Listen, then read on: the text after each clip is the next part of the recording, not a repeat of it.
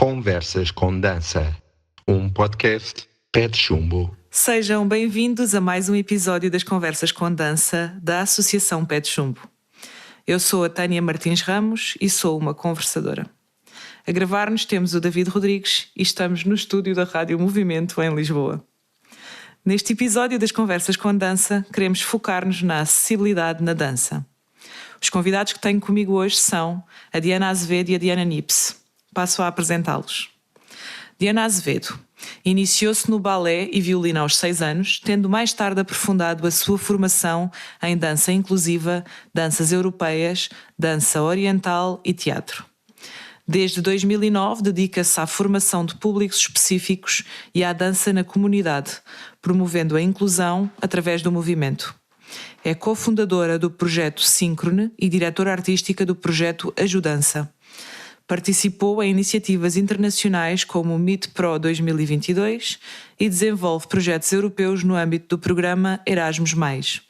Em 2018 concluiu a formação em Dança, Movimento e Terapia. Diana Nips é bailarina, coreógrafa e escritora, formada pela Escola Superior de Dança e mestra em Arte e Comunicação. Criadora de obras como Anda Diana, que ganhou o prémio SPA 2021, Norma e Utopia, é artista associada do Espaço do Tempo e curadora do ciclo Corpos Políticos. Desenvolve projetos inclusivos como Fora da Norma e formação para artistas com deficiência. Publicou o livro Anda Diana e colabora com artistas nacionais e internacionais.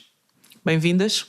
Começo por vos perguntar se já conhecem o trabalho uma da outra. É uma pergunta que costumo fazer sempre a todos os convidados. Não conhecia, mas entretanto há umas semanas atrás fui ver o site da Diana. Pronto, agora que falou na Ajudança, sim, como eu trabalho na historiografia e genealogia da história da dança portuguesa em torno de corpos não normativos, eu conheço o trabalho da Ajudança e pronto. Também porque para a exposição do ciclo Dança Não Dança, do qual fiz parte, tive que trabalhar todos os grupos que existem e artistas com deficiência ao longo do panorama nacional, então pronto, é através daqui que agora fiz a ponte. Pronto, então vamos começar então com as perguntas. Sintam-se à vontade para fazer os diálogos que quiserem. A primeira pergunta que vos lanço aqui para a mesa é: há limites para dançar? Como é que cada uma de vocês entende o conceito de limitação no corpo e no movimento?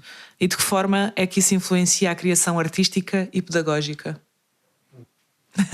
Queres que eu comece? Eu não acredito na ideia de limitações, eu acredito na ideia de que os corpos, ou seja, todo o meu trabalho é em torno do modelo social da deficiência e, portanto, a deficiência não é um problema, o sistema é um problema. Então, a sociedade não é feita, nem prevista, nem adaptada para todos, da mesma forma. Então, ou seja, não acredito no conceito de igualdade, acredito no conceito de equidade, que são bastante diferentes um do outro. E, portanto, a partir do momento em que usamos uma terminologia como limitação, para mim, isto traz um lugar pejorativo na forma como as competências dos corpos são observados. Um corpo é um corpo, tem as suas especificidades, todos nós temos as nossas especificidades, independentemente de sermos um corpo normativo ou um corpo não normativo. Portanto, eu não vejo a dança ou a performance em torno de um lugar de eficiência e virtuosismo. O virtuosismo emerge porque os corpos são naturalmente extraordinários. Os corpos são, na sua especificidade, identidades únicas, irreproduzíveis, e eu não acredito numa dança que dita um vocabulário conservador em que todos os corpos têm que fazer as mesmas coisas exatamente da mesma maneira. Pronto, eu acredito na identidade dos corpos. E esta identidade, a partir do momento que olhamos para um corpo em torno de todas as suas complexidades e especificidades, ele torna-se sempre muito diferente cada um do outro. Pronto, também não acredito em normas que ditam a eficiência dos corpos, ou seja, a norma é uma construção social feita de um modelo capitalista neoliberal em que nos diz que o corpo tem que ser o mais rápido e hiperprodutivo em torno de executar a ação. Portanto, todo o meu trabalho é desconstruir estes lugares, os lugares da hierarquia do corpo que dança, a hierarquia do corpo e do artista com deficiência, e estas normas conservadoras em torno da forma como a ação deve ser executada. Porque isto vem muito em torno de uma prática de eugenia, ou seja, de uma prática em que diz que as boas aparências, os bons costumes, as boas formas de fazer as coisas é que são aceitos socialmente. E a partir do momento em que desconstruímos este pensamento, as coisas abrem para um lugar mais ambíguo. Como tal, também não acredito na ideia de inclusão. Inclusão, para mim, a partir do momento que estamos a dizer que vamos incluir alguém na mesa, estamos a dizer simplesmente que o vamos incluir, ou seja, a palavra não é vista da mesma forma. Portanto, eu acredito mais na ideia de acesso. Por isso, acho que respondi. Eu posso falar da minha experiência, prefiro dar casos assim concretos, que é quando eu comecei a trabalhar com um corpo com paralisia cerebral, o Rui Reizinho, portanto já foi há 20 e tal anos, eu recordo-me de dizer que tive que reaprender a dançar. Foi muito bonito, tinha tudo de um trajeto de dança. Comecei pelo balé clássico e depois fiz vários estilos étnicos, e depois quando tive, e contemporâneo também, e quando comecei a dançar com o Rui Reizinho, tive que reaprender a adaptar o meu corpo ao corpo da outra pessoa. Foi uma aprendizagem lindíssima para mim, porque na verdade tudo aquilo que eu sabia de dança até então, tive que reencontrar-me. Então, a partir daí o trajeto foi muito interessante.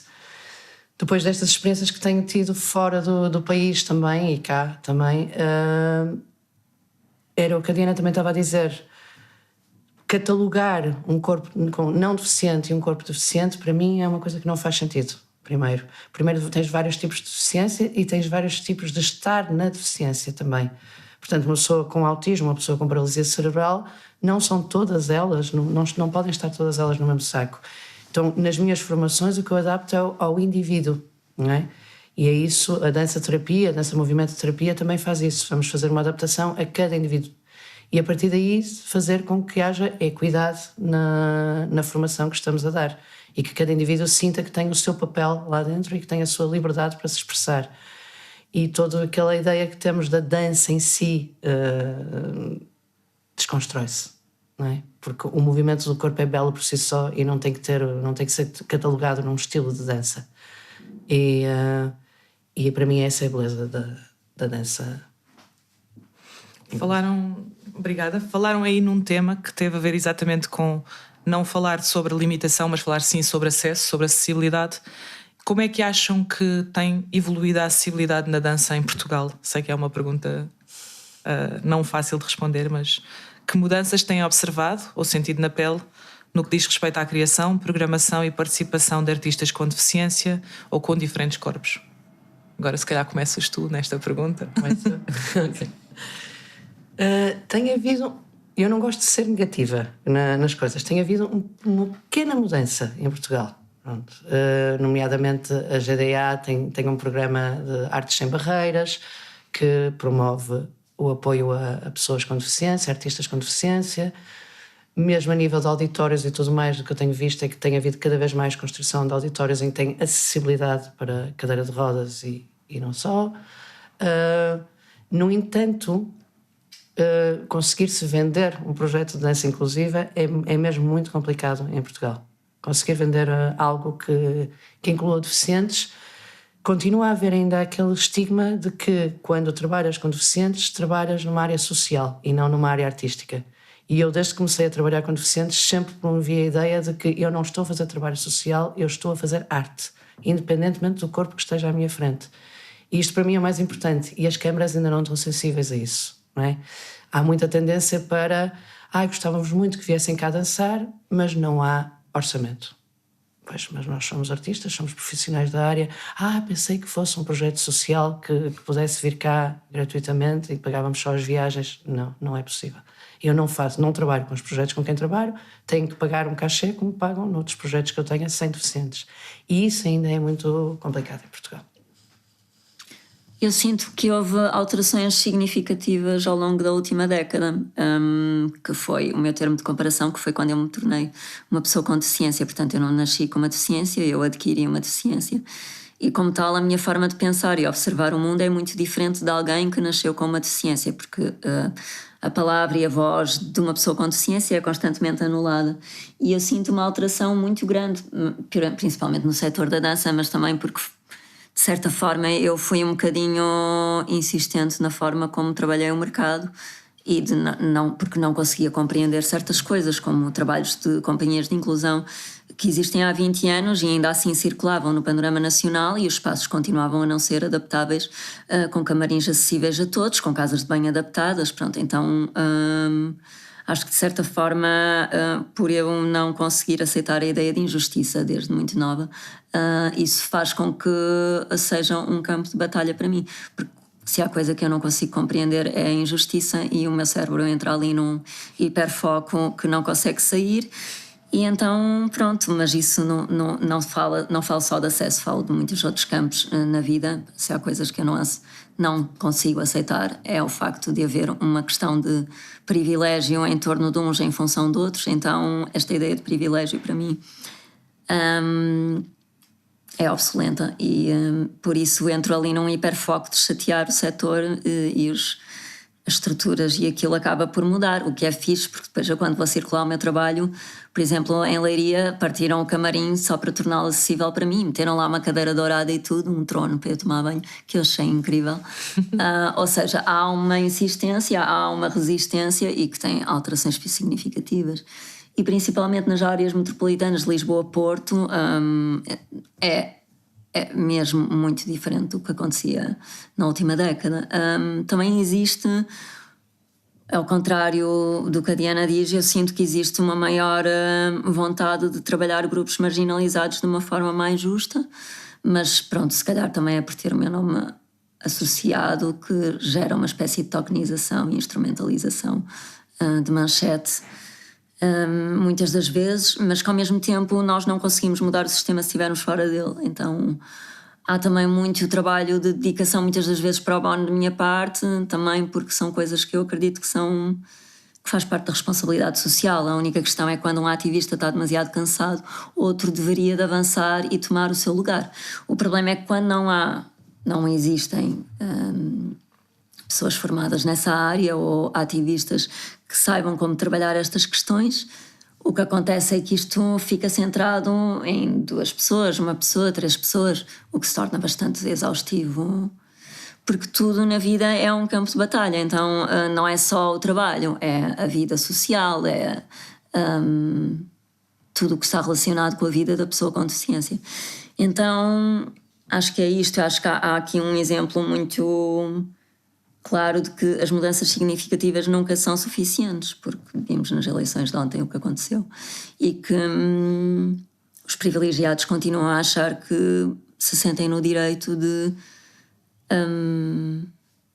terem maior privilégio em função de outras pessoas, ou de direitos humanos, Pronto, então isso vai tornar uma batalha muito mais feroz neste momento, em que torna com que os ativistas não possam descansar. Há uma coisa que eu gosto muito de referenciar no ativismo. O ativismo é uma coisa muito simples, que é nós vemos um problema, e o problema pode ser uma garrafa de água como a que eu tenho aqui à minha frente, e vemos alguém a atirar a garrafa de água para fora da mesa. O que acontece é que a garrafa vai cair, e o observador tem 2 escolhas, o que está ao lado, que é normalmente um aliado, e então se for um aliado, irá ali e faz uma barreira, né? E a garrafa não cai. Ou então é um observador e que está a perpetuar e está a ver a garrafa a cair e não faz nada. Ou então vai lá e ajuda a cair a garrafa mais depressa. Portanto, eu acho que isto explica muito bem este exemplo de o que é o ativismo, o que é ser-se aliado, o que é ser-se um perpetuador de conflitos e violência, e o que é ir lá, observar e de que forma continuamos a perpetuar a mesma coisa. Obrigada. Sim, falamos de acessibilidade e sabemos também que esta palavra não se distingue só ou numa rampa, ou na tradução em língua gestual, ou naquelas coisas que já começamos a ver com muito mais frequência hoje em dia.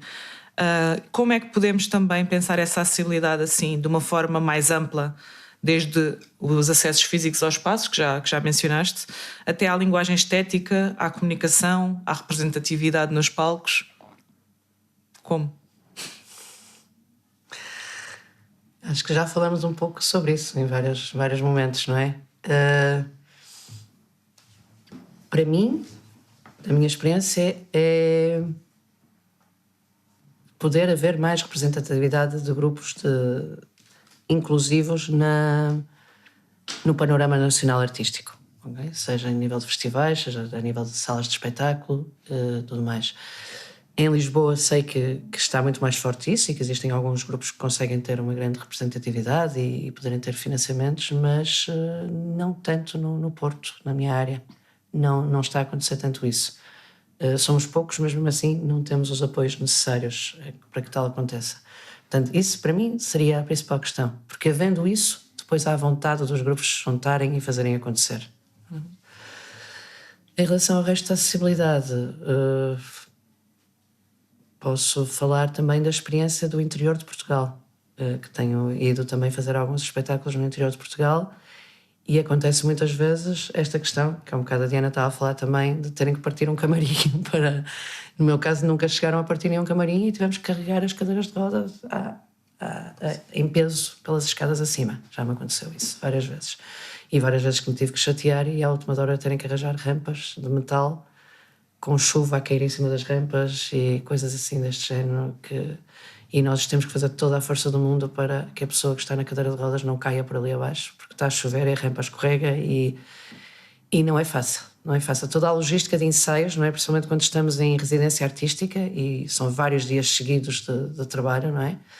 Não é fácil gerir tudo isto. Uma pessoa tem que chegar com a devida antecedência para prever meia hora só para conseguir pôr os bailarinos em cima do palco. Pelo menos meia hora. E isto, se houver algum munícipe que me esteja a ouvir, por favor, uma vez por todas, pensem nestas questões. Não aceitem projetos que tenham cadeiras de rodas se sabem que não vão ter as acessibilidades para os receber. É só isso que para mim é o mais importante. Pois não, eu já discordo um bocado, porque eu acho que aceitem projetos com pessoas em cadeira de rodas, adaptem os espaços, porque existe uma lei em que são obrigados a cumprir. Claro. E isto eu lamento imenso, nós pagamos todos impostos. Os meus impostos não são diferentes de um normativo.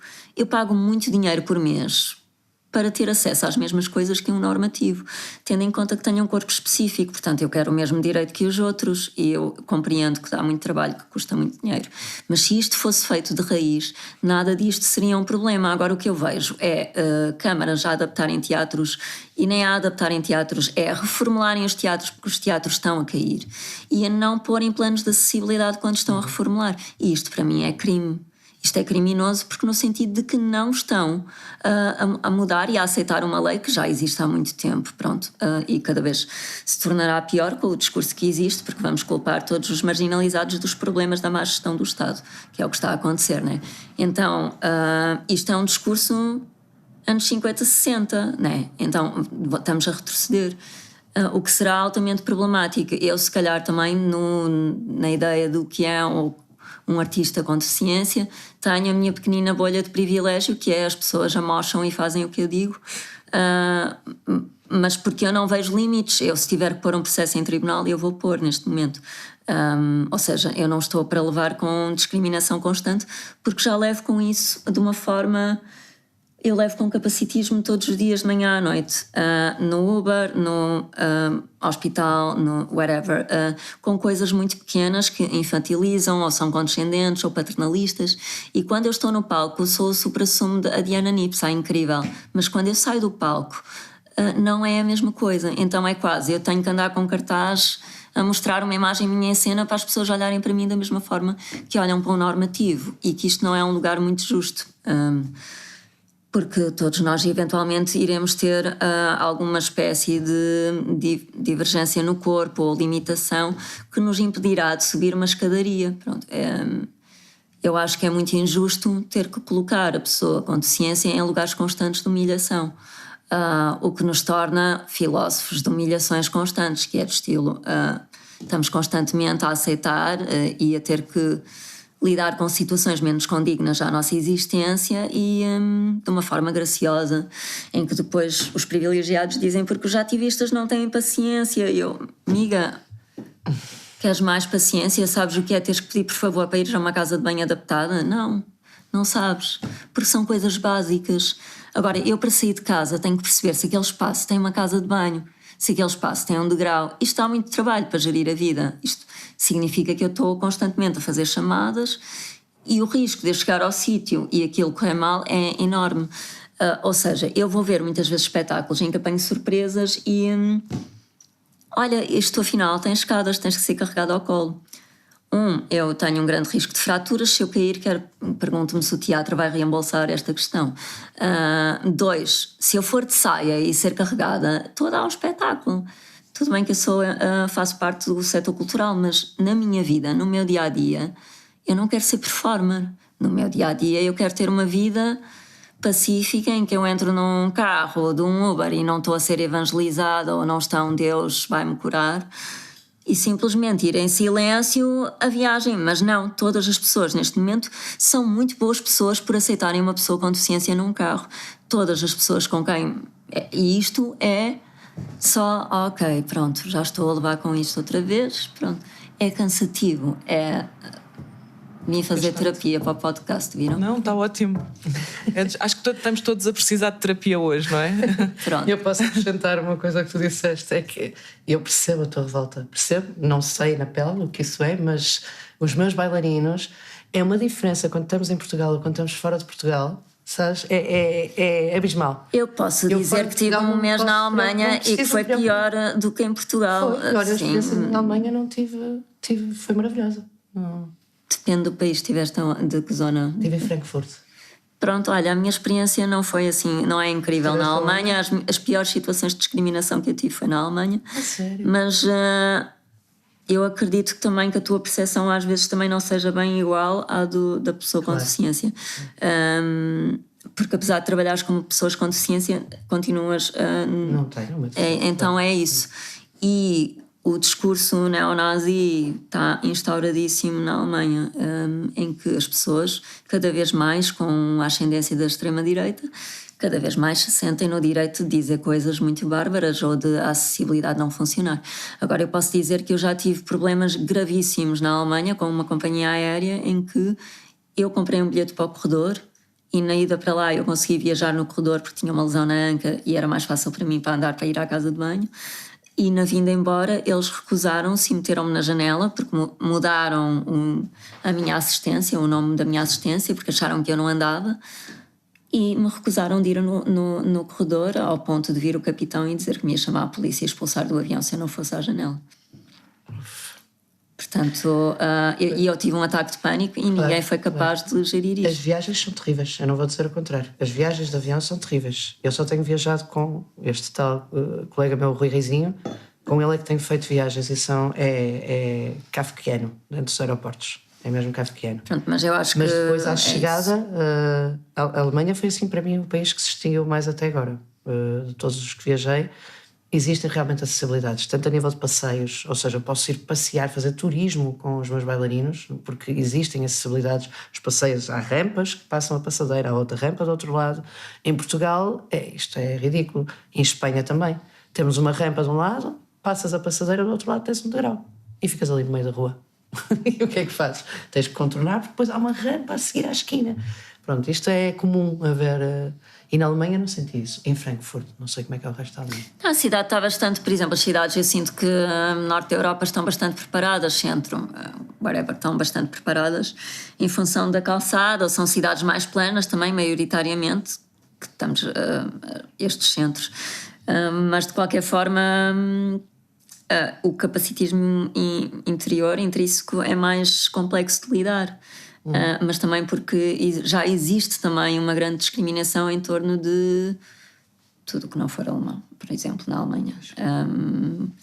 Então, mas isto é intersubjetivo. A minha experiência ao longo dos anos, pronto, tem tudo do que é do melhor e do pior num país como a Alemanha, mas que é só para dizer que às vezes achamos que Portugal é o pior, mas eu não sinto assim. Eu sinto que, por exemplo, em países de terceiro mundo, ou que eu odeio esta palavra, tenho que encontrar uma melhor. Não estou a encontrar porque é de manhã, mas não queria ofender ninguém. E então, eu sinto que, por exemplo, sou muito melhor tratada e que há um lugar de cumplicidade e de interajuda, muito menos condescendente, muito mais porque é de estilo não há acessos, então há esta ideia de vamos ultrapassar juntos e muito menos na ideia de ajudinha, de coitadinho, eu fui votar ontem e tinha 3 degraus na escola e ninguém sabia onde é que era a zona acessível para eu ir votar. Pronto. Com isso, eu acho que o meu trabalho artístico não se centra nestas questões ou seja, eu envio um rider em que eles são obrigados a assinar que viram as cláusulas, uma cláusula em que viram o meu rider de acessibilidade e vão cumprir o meu rider de acessibilidade à risca. E o rider é muito claro com aquilo que eu preciso. Pronto. Agora também toda a minha prática é em função de tentar expor a politização dos corpos numa ideia de que o corpo tem a sua própria voz, a sua própria identidade, e eu trabalho na base desta ideia de conflitos sociais ou opressões sociais, que não torna também a minha vida muito bonita, mas pronto. Mas é muito divertido ao mesmo tempo depois nos aquecimentos, porque eu tenho que dar o oposto para as pessoas conseguirem sobreviver a estes processos de o que é as violências nas comunidades marginalizadas. Muito. Estou um pouco sem palavras hoje também, não é só por ser de manhã. É sempre uma boa conversa no final, não é? É, não é? Também estás a tocar em assuntos muito... Sim, é isso. Temos estado a falar da vossa ótica de quem tem grupos ou trabalha com grupos ou está do lado do público. A Diana Nips já focou aqui aquele ponto de ir assistir a um espetáculo e não haver às vezes a acessibilidade devida. A pergunta que eu tenho é: de que forma é que vocês acham que isto também afeta os públicos, não é? Porque estamos aqui também a falar de toda uma população que não pode não estar ligada às artes, que poderá ser só público e que é privada, seja de um espetáculo com pessoas com deficiência, seja de um espetáculo com pessoas com corpos normativos. Que estratégias, que práticas, que políticas é que vocês acham fundamentais para garantir que a dança chega a esses públicos diversos também, que também sabemos que muitas vezes estão associados não só à parte física, mas também às vezes à idade, não é? Quanto mais velho, mais perdemos algumas funcionalidades do corpo, e muitas vezes quando tudo se associa à origem social, sabemos bem o caminho que leva. Então, o que é que vocês acham que seria fundamental em termos de políticas? E sim, isto dá para mais 1 hora ou 2 de conversa, eu sei. Para mim, a primeira questão que seria importante era as instituições que trabalham com esses deficientes ou com séniores, não é? Também, nesse caso, terem um programa artístico associado a essa instituição. Ou seja, eles próprios promoverem a ideia de que esses grupos deverão ir uma vez por mês ver um espetáculo, não é? E a própria instituição ajudar na dinâmica de como esse grupo pode ir ver um espetáculo. Isso não acontece na maioria das instituições, não é? E a maioria dos deficientes, pelo menos aqueles com quem eu trabalho, estão em instituições, vivem dentro dessas instituições e não têm acesso a nada. Pronto, podem ter alguns grupos lá dentro de dança, de teatro e tudo mais, em que eles vão depois fazer espetáculos em pequenos auditórios, mas não conseguem ir ver grandes companhias de dança ou grandes companhias de teatro, sejam elas inclusivas ou não, porque a instituição não permite isso. Já fiz esse pedido várias vezes e eles dizem que não têm, por exemplo, transporte disponível para esse género de atividades. O transporte é para fazer fisioterapia, para levá-los para ali e para lá, para cursos de formação e tal, mas que para ir ver espetáculos não é possível. E acho que aí é uma falha nem é culpa da instituição, é uma falha do governo português que não dá apoio para essas coisas dentro das próprias instituições, porque a instituição tenta fazer o melhor que pode com o pouco dinheiro que tem, não é? Então, acho que isso seria a principal questão. E depois, dentro do seio familiar, esta questão que a Diana falava um bocado do coitadinho, não é? Os deficientes que continuam a viver com a família. Existe normalmente uma tendência para infantilizar esse adulto, não é? Estamos a falar aqui de adultos deficientes, que não pode sair, que não pode ir fazer programas culturais, que não pode ir com os amigos. Então é preciso mudar um bocado esse estigma dessas famílias de permitir que essa pessoa com deficiência possa ter uma vida própria e que possa sair como qualquer adulto de casa, não é? Independentemente de ir sozinho, com amigos ou com a família, mas poder sair. Essa para mim são as principais questões. E depois, claro, aquilo que falamos das acessibilidades nos auditórios, não é? Nos teatros, para que eles possam ver. Pronto, eu acho que a Estratégia Nacional para a Inclusão é péssima, pronto, e estamos a discutir as mesmas porras já não sei há quantos anos, mas há demasiados anos e que nada muda, e qualquer coisa que se tente mudar não muda simplesmente porque as prioridades são tudo menos estes chatos que estão para aqui a incomodar a sociedade, né? São uns inúteis. Pronto, este é o discurso. Então, aquilo que acontece é as pessoas com deficiência durante muito tempo são isoladas, ou seja, nós começamos a ver pessoas com deficiência na rua há muito pouco tempo, porque as pessoas foram institucionalizadas durante muito tempo, porque era uma forma de criar um lobby também do Estado, né? Pronto. E durante muito tempo as pessoas com deficiência também eram escondidas, né? Em casas. Então, estamos a falar de uma mudança social que é muito recente, quer a nível de lei, quer a nível da forma como a sociedade se comporta. O que eu acho é que há muitas pessoas que não nascem sequer com uma deficiência, que mais tarde ou mais cedo a deficiência será adquirida, quer pela idade, quer por na gravidez, quer por diversos problemas. Há sempre uma questão de que o corpo, inevitavelmente, a não ser que morra cedo, acabará por ter limitações, ou por partir uma perna, ou porque pode ser coisas muito simples. Então, o que eu acho é que a acessibilidade é sempre vista de uma forma que não é perceptível, por exemplo, em termos de acessibilidade física, que simplifica a vida de todos. Agora, o que eu acho é que não há uma estratégia nacional, não há um grupo de trabalho que vai dizer, olhem, há aqui uma lei, não está a ser cumprida, vamos fazer alguma coisa. E podemos ver isto nas milhentas queixas de discriminação que existem e que nada acontece e que foram entregues na Assembleia já há 2 anos pela Associação Salvador e que nada aconteceu. Portanto, continua a haver uma falta de estratégia de grupo de trabalho, de uma coisa mais profissional e consistente de perceber quais são os problemas e de que forma é que os ultrapassamos, portanto, ou que criamos melhor acesso a todos. Então, mesmo a nível de auditórios ou de instituições do panorama cultural português, é muito diferente se observarmos pelos centros e tudo o que está à volta, porque não existe efetivamente meios ou fundos sequer para fazerem programação em auditórios mais pequenos, e podemos ver aquilo que está a acontecer na rede de cineteatros e cinemas, que se percebeu que efetivamente muitos deles fazem parte da rede, em que é uma rede que supostamente tem que ser acessível, mas que os teatros estão a cair, os teatros nem sequer têm dinheiro para programação. Como é que se faz uma programação mais acessível quando isto está neste lugar de crescente em direção ao abismo? Quer dizer, isto é muito... Eu sou muito metafórica, pronto, matinalmente então. Mas é assim bastante... É o que eu vejo, estamos todos a ir para o abismo, pronto, não há ali uma rede, vamos todos só para o abismo. E é tipo, estamos a pedir, é o mesmo... que estamos a pedir num supermercado, sei lá, tipo, é a ideia de que nós estamos a pedir uma coisa quando não há meios para tal. Tipo, é a mesma coisa que esta história, chegas ao restaurante e queres um vinho e o vinho não é bom, então vais beber água da sanita? Não, pronto, então esta é um bocado a analogia, que é de estilo, é preciso criar meios, é preciso criar um grupo de trabalho e é preciso fazer as coisas de uma forma mais séria e menos... Vamos aqui só... O que eu vejo é mais espaços adaptados que têm uma rampa que não funciona, que é uma rampa em cima de uma escadaria a pique, aquilo é um escorrega.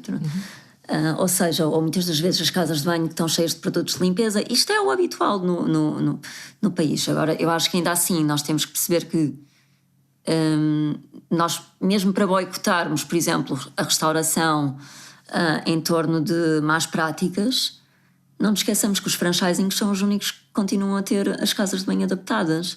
Tipo, como é que eu consigo fazer um boicote a uma coisa que tem más práticas em vários campos, mas que ainda assim é a única que respeita a lei?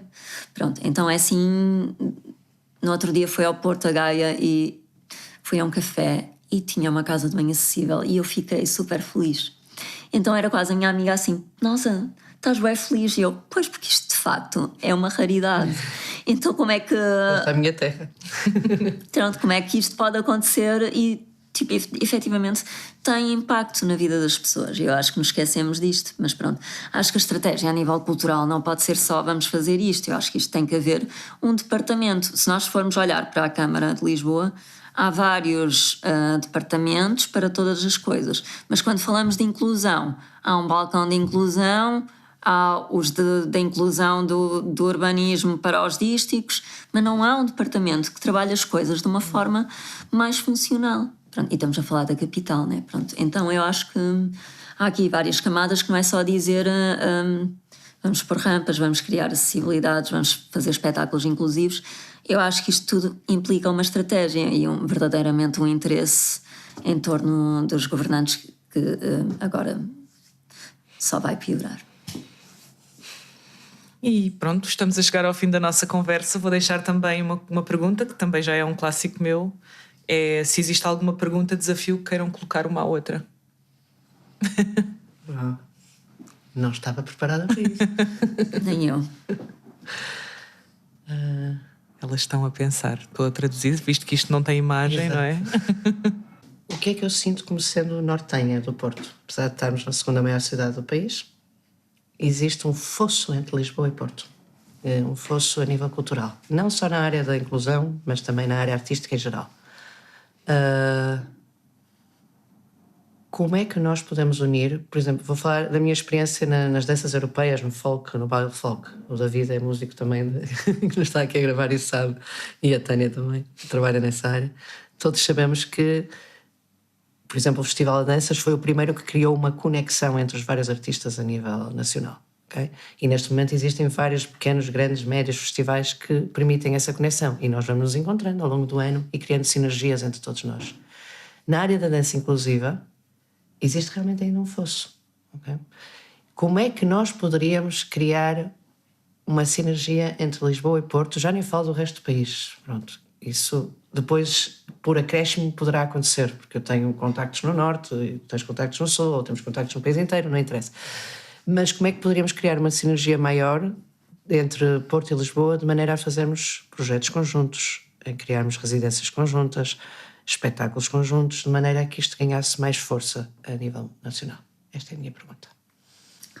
Pois lá está, eu acho que isto é preciso haver um projeto em que efetivamente se pensa em que vamos unir forças, vamos unir grupos, e criar um projeto em função de é quase como um Erasmus Plus ou uma coisa assim, mas fazer, efetivamente isto para mim passa por uma candidatura, uma vontade de unir e honestamente talvez haja essa vontade nos grupos mais do Norte, mas eu não sinto que haja esta vontade dos grupos de Lisboa de haver esta união. De haver esta, não sei.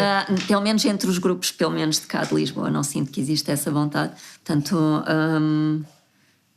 e eu sinto isso tanto porque há uma certa resistência. Mas desculpa, não percebi, não existe essa vontade entre vocês, grupos de Lisboa, ou os grupos de Lisboa com os grupos do Norte? Não, nos de Lisboa, de se unirem. Okay. Então há sempre. Por exemplo, eu nos do Porto eu já colaborei com Era Uma Vez Teatro, ou tipo, pronto, sinto que há alguma mais permeabilidade, mas eu sinto que, pronto, nós também em Lisboa o fluxo de trabalho é assim um bocado insano em comparação ao Norte. É assim o nível de trabalho que as pessoas colocam em Lisboa, principalmente com a inflação e tudo mais, isto está assim um bocado um tiro na cabeça, né? Pronto, então eu acho que isso dificulta imenso a questão de criar sinergias, mas eu acho que os grupos, para haver um projeto destes, acho que há muitos grupos e há muitos lugares institucionais que precisam de projetos. E é quase, as nossas sinergias são muito difíceis de dedicar atenção a tudo aquilo que temos que fazer. Então, por exemplo, eu já fui dar uma formação no Serviço Prisional de Matosinhos dos Inimputados, e uma das minhas vontades era fazer um projeto lá. Pronto, e depois isto nunca avançou. Ou seja, o que eu sinto é que para se criar este projeto tem que haver fundos financeiros para fazer esse tipo de projetos acontecer. Tem que haver efetivamente vontade dos vários grupos e não sobrecarregar apenas uma pessoa, que é o que eu sinto que acaba por acontecer. Nem é uma estrutura, é uma pessoa, pronto, que estamos a falar. E então os grupos estão naturalmente sempre muito cansados, porque estão sempre sobrecarregados em torno de uma única pessoa. E falo isto, por exemplo, não Era Uma Vez Teatro ou uma coisa assim, em que eu sinto que há um grande desgaste em torno de uma única pessoa, e isto até a nível internacional eu sinto isso.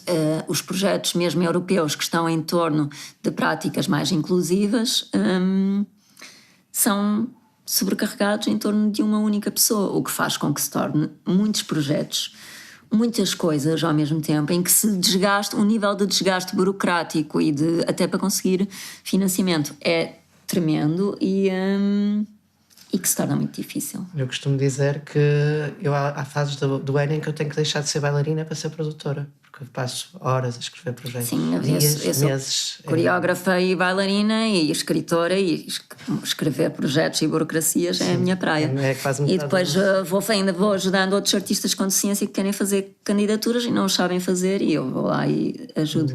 Ou seja, há um nível burocrático em Portugal da forma como tudo funciona, tudo, que é muito exaustivo, é muito cansativo e é muito difícil de o fazer sozinho.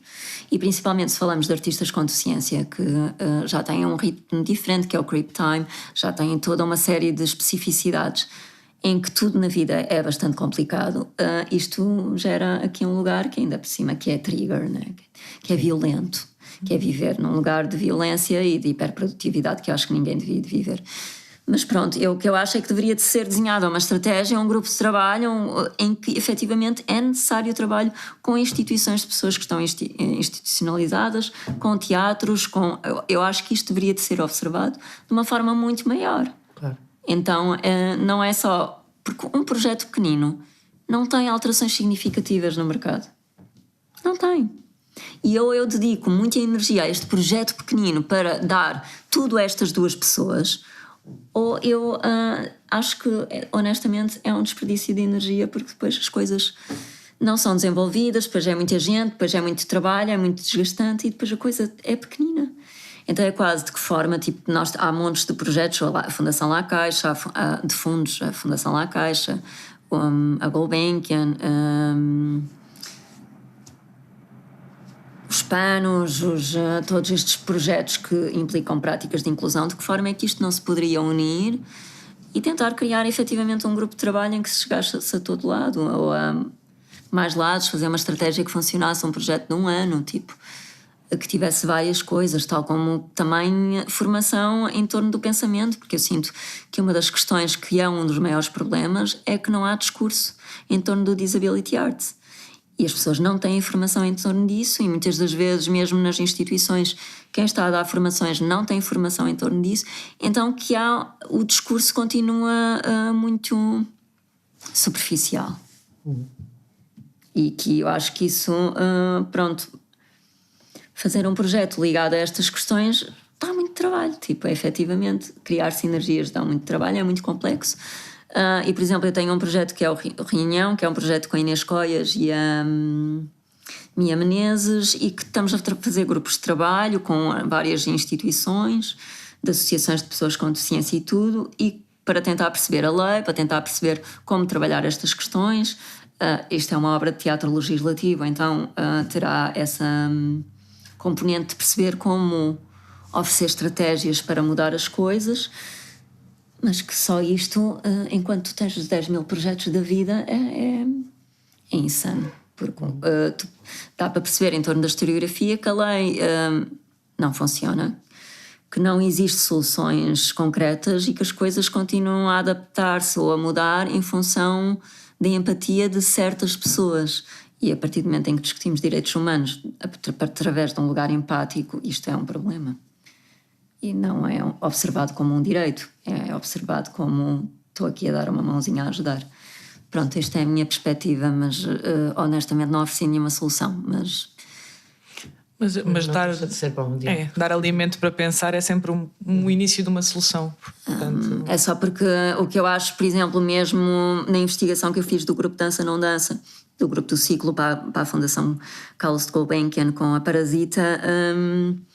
Nesta investigação, aquilo que eu percebi, mesmo para ter dados de informações sobre o que aconteceu ao longo da historiografia, foi difícil. Não foi fácil, foi difícil de conseguir dados.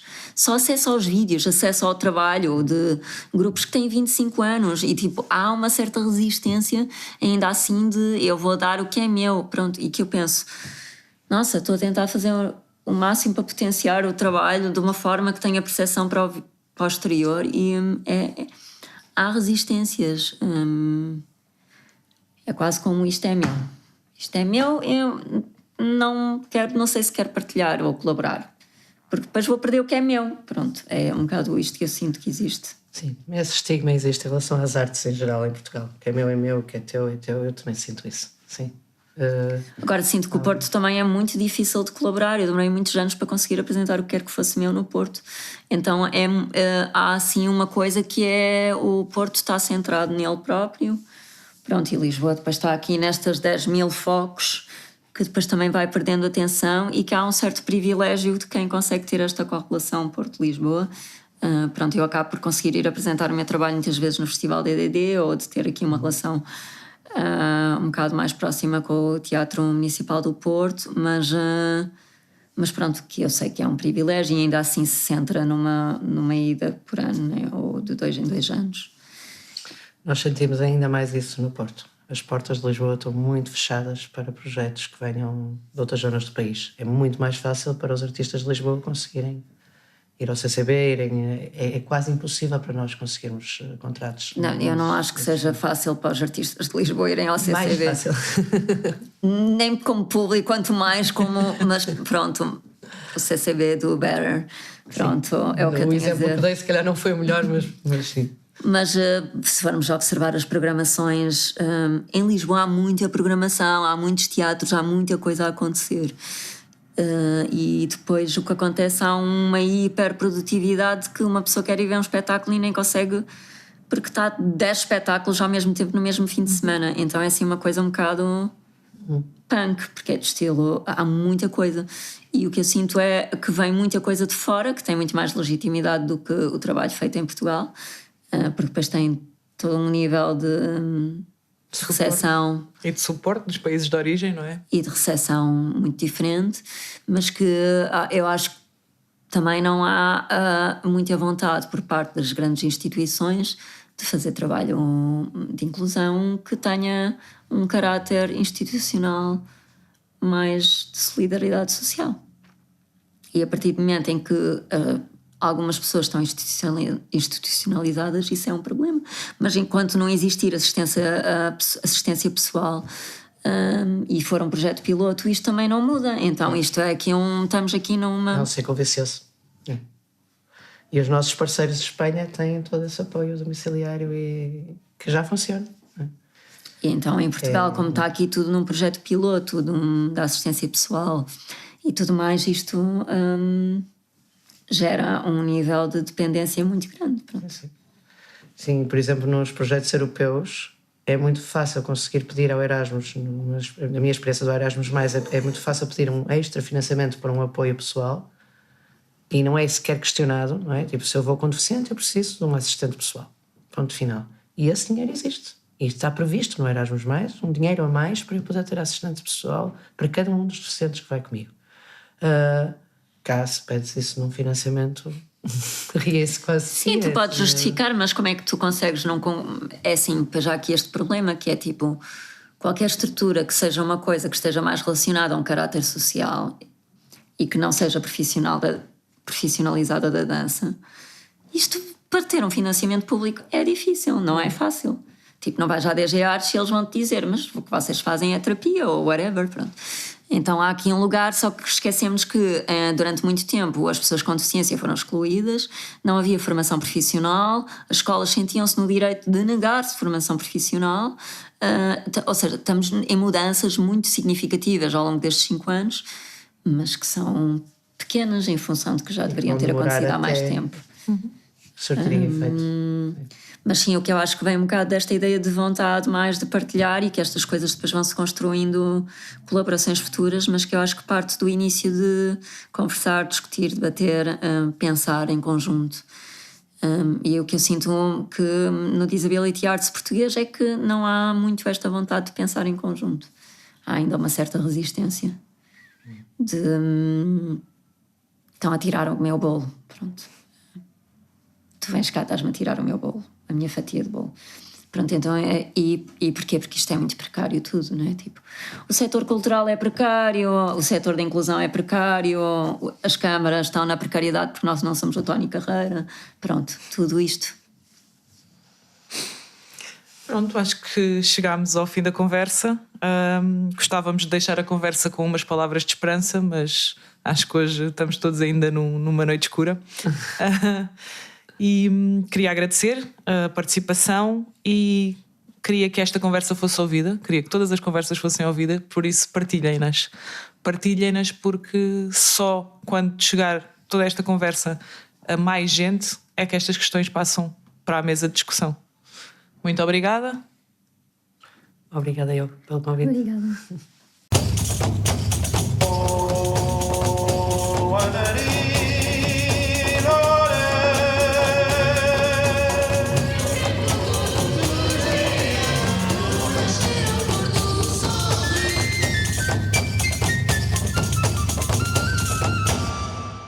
Conversas com Dança, um podcast Pé de Chumbo.